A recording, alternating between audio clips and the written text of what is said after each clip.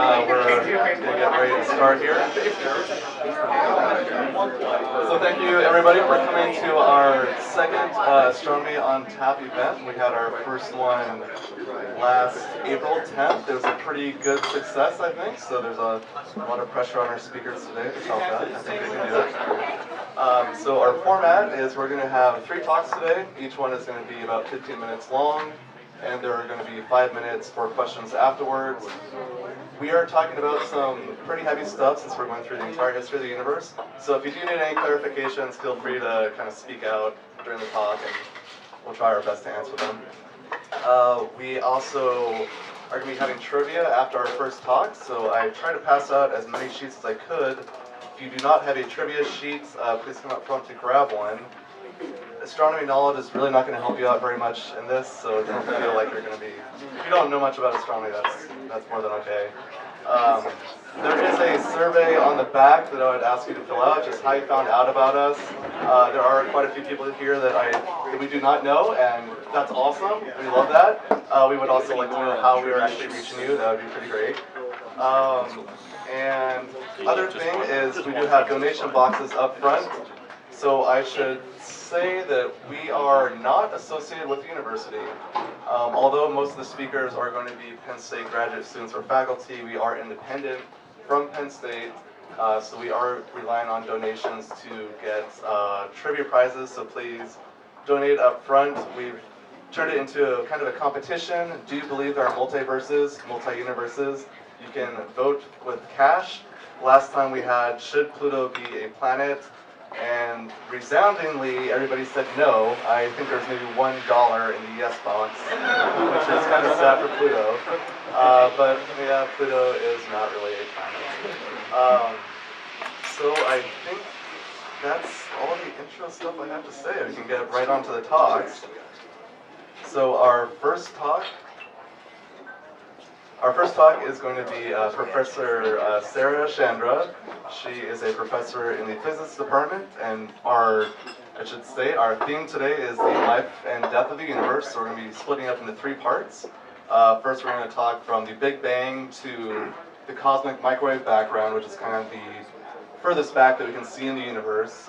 Then we're going to go from the CMB to present day, and then from present day to the very end of the universe. So we'll cover the entirety of astronomy in about an hour. And so our first talk, again, Pop Goes the Universe. So here's Sarah.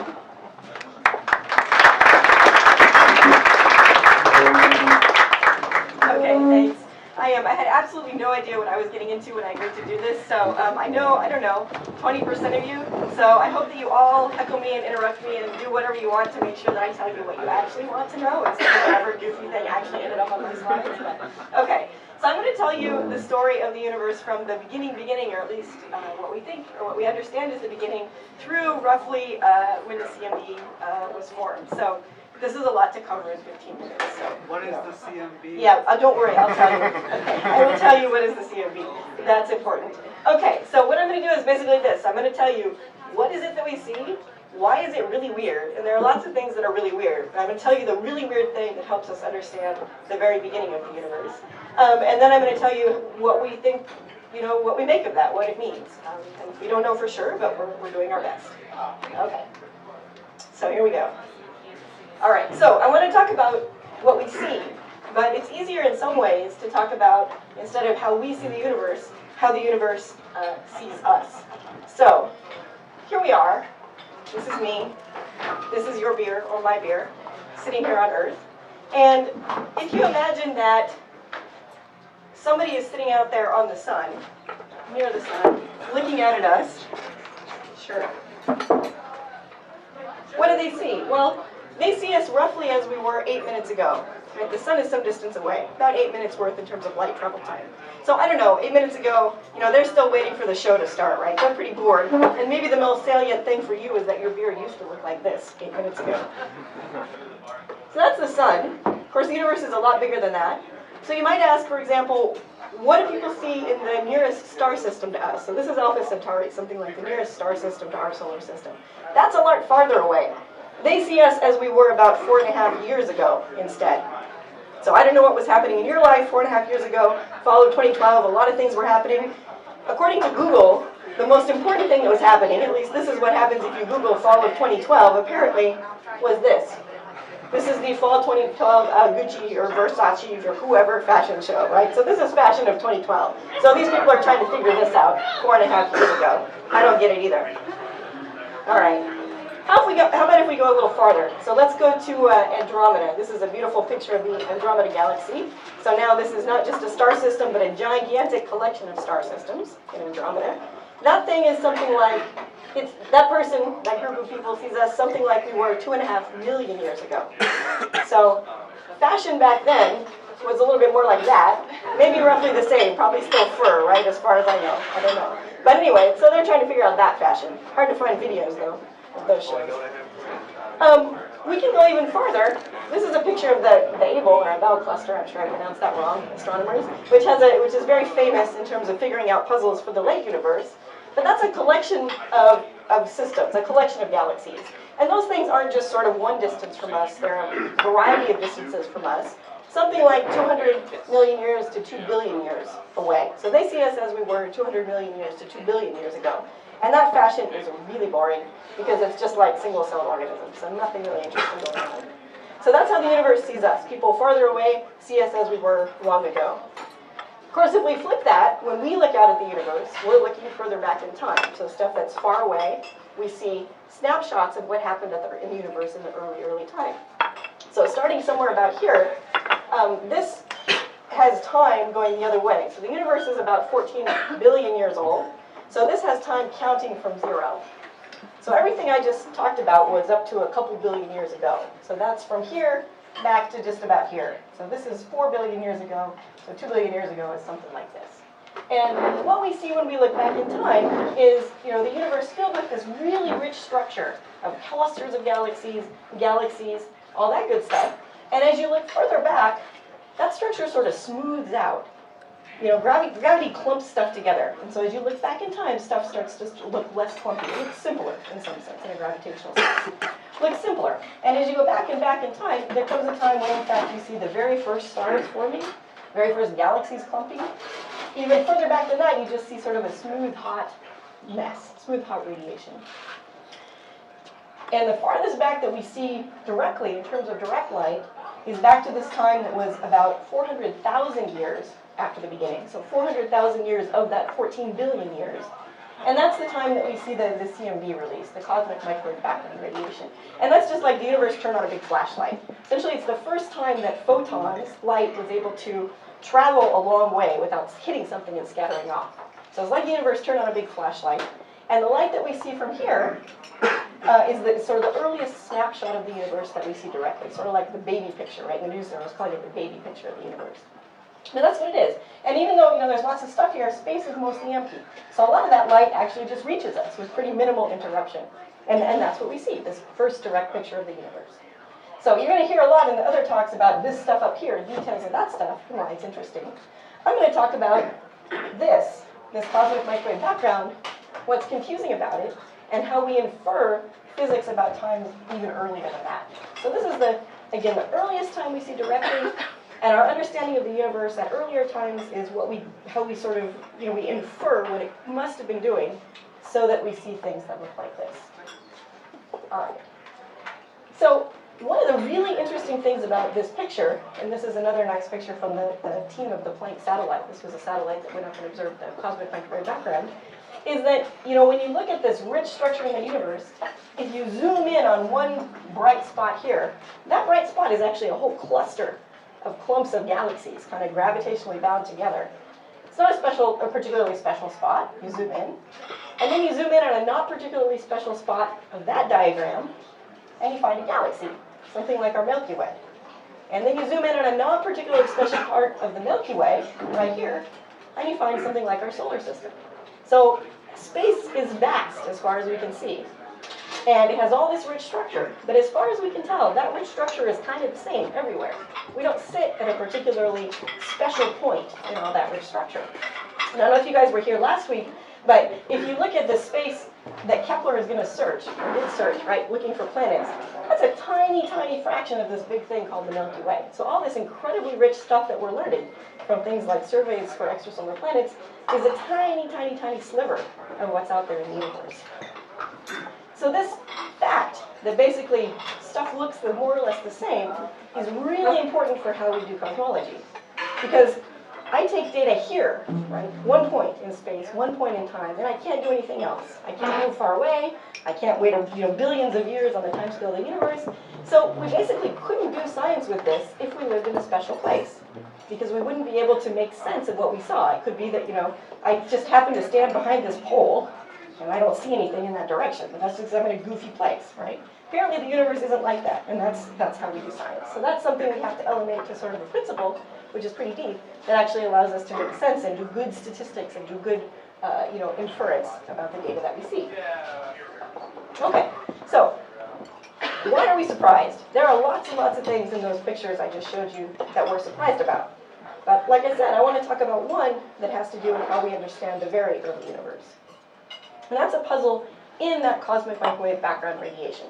So let me say just a couple more words about what that is. The cosmic microwave background radiation is a pretty uniform field of temperatures. It's a pretty uniform flood of photons coming at us. Those photons are pretty much all at about 3 Kelvin. 300 Kelvin is something like room temperature. So this is cold background radiation. Remarkably uniform. Right? You see all these decimal places here? And when you see pictures of the cosmic microwave background, what you usually see is a picture of the deviations from perfectly 3 degrees Kelvin, perfectly 2.72548 Kelvin. This is the picture that you see.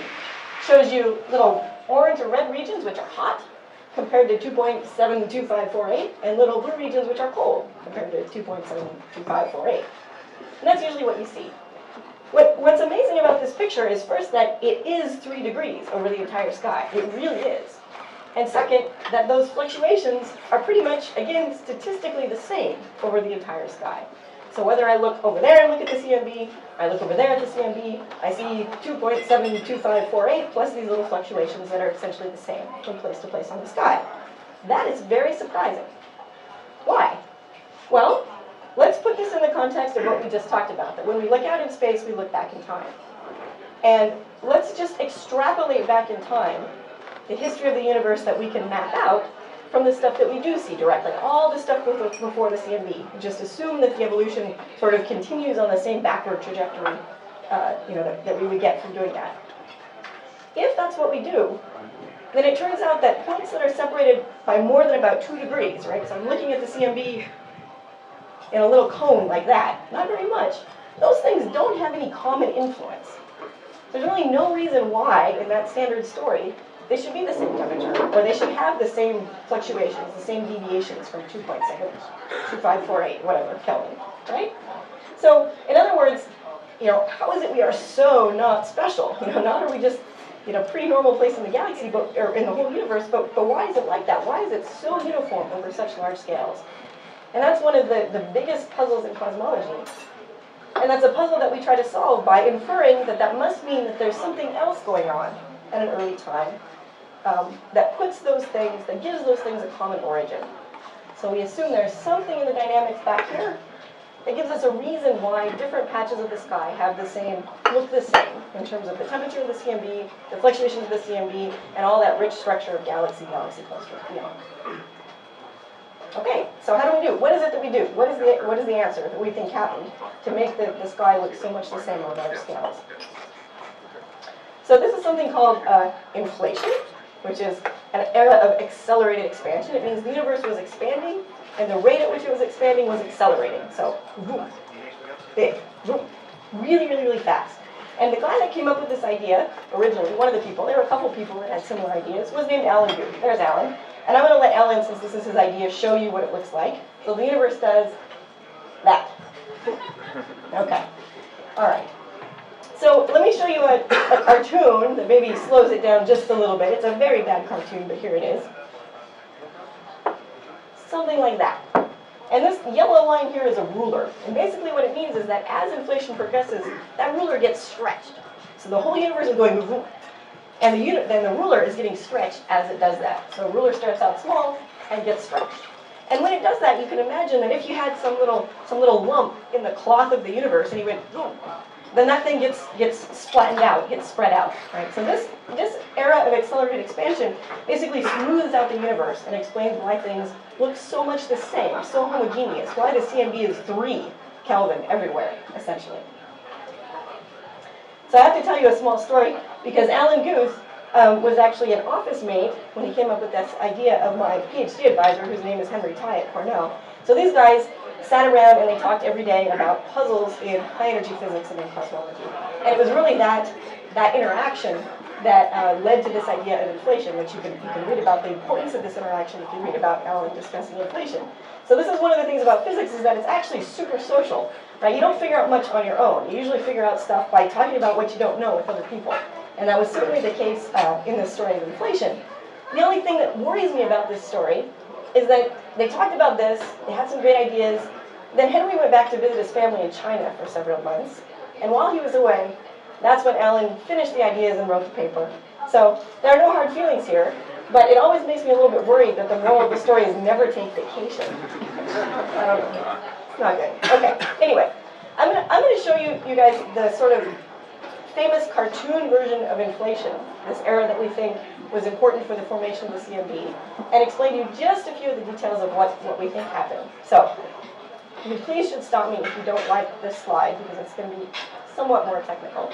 But the idea of inflation is that you have to have some sort of energy in the universe that doesn't dilute as the universe expands, because it has to keep sourcing this accelerated expansion. If the source of energy just dilutes, then it doesn't do anything anymore. So basically, you have to have some energy that more or less stays constant, even though the universe is expanding. That's the energy density that drives inflation. You can just think about it as like some hill. Things are changing, energy density is changing slowly. You can think of a position of a ball rolling down that hill as telling you the energy density is a function of time. And this line here is that earlier times correspond to larger length scales. So basically, remember that ruler. As inflation progresses, stuff is stretching. So if you think about the ruler that's stretched the most, the longest scale, that's the thing that started earliest in inflation because it stretched the most. So larger length scales are things that stretch the most, so they're things that correspond to earlier times during inflation. So all that we know for sure is that there had to be enough inflation so that the largest scales that we see, the stuff that's in the CMB, right, the scale that corresponds to the largest scale we can possibly see in the sky, had to be in causal context. There had to be at least, say, this much inflation. Beyond that, we really don't know. There could be more, right? Whatever happened back here could have been extra inflation. We don't know. Who's to say? And in fact, there probably was. Back to that cosmological principle, it would be very surprising if the scale that just happens to be the biggest one we see today was special, right? Why would that be? We shouldn't be special like that. So probably there was more. Probably the largest scale isn't special, and inflation actually lasted somewhat longer. Okay. Then we know that at some point inflation ended, right? The universe isn't what it is for different reasons. But there was the CMB and the hot Big Bang and all that. So inflation had to end.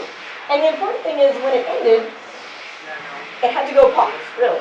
All the energy that was driving inflation had to somehow turn the universe into this hot universe that is cooling and expanding today. So the universe went like a balloon, and then it went pop.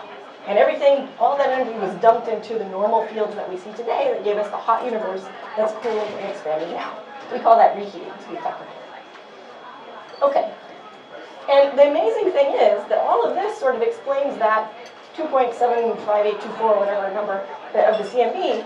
What's amazing is that the inevitable quantum fluctuations of these fields during inflation, and this is where it gets really wild, right? Those fluctuations are the things that turn into the fluctuations in the CMB temperature, that map that I showed you. And those same fluctuations is what turns into the rich structure of galaxies and galaxy clusters that we see today. So this is a really interesting story that involves gravity, general relativity, and quantum mechanics that tells us where that CMB actually came from. And there we go. There's the CMB, and there's the same fluctuations and the fluctuations in density give us clusters. That's what we see. Okay, so that's it. So we look out, we look back in time. Here I am. My beer hopefully has not been drunk by my 3-year-old daughter by now. Okay.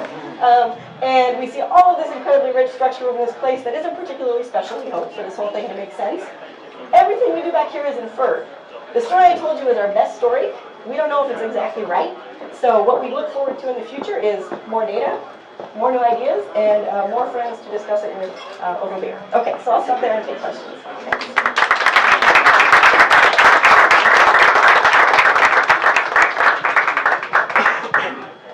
Any questions? Does that mean that essentially the universe is fractal in nature? It appears to have a sort of similarity on a macro scale that's similar on a micro scale. So I think the question is the universe fractal in some sense? Is it self-similar on different scales?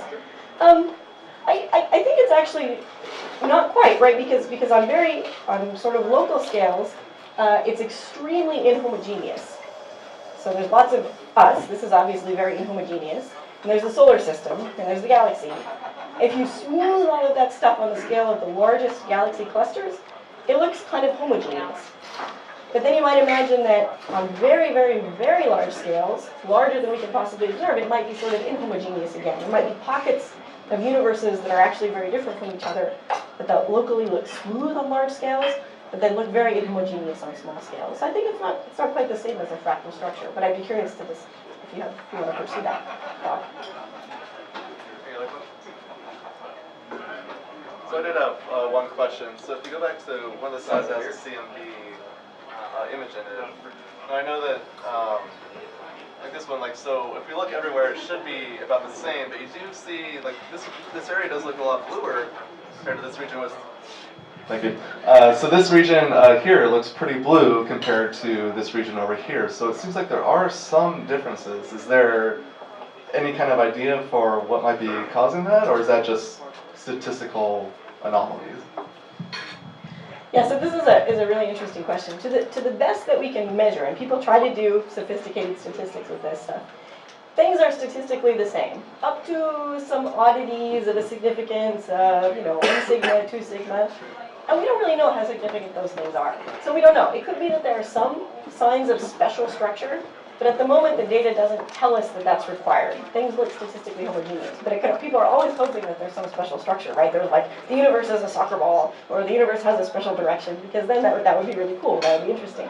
Sign of physics from the early universe. So far we don't see that, but could be. Could be.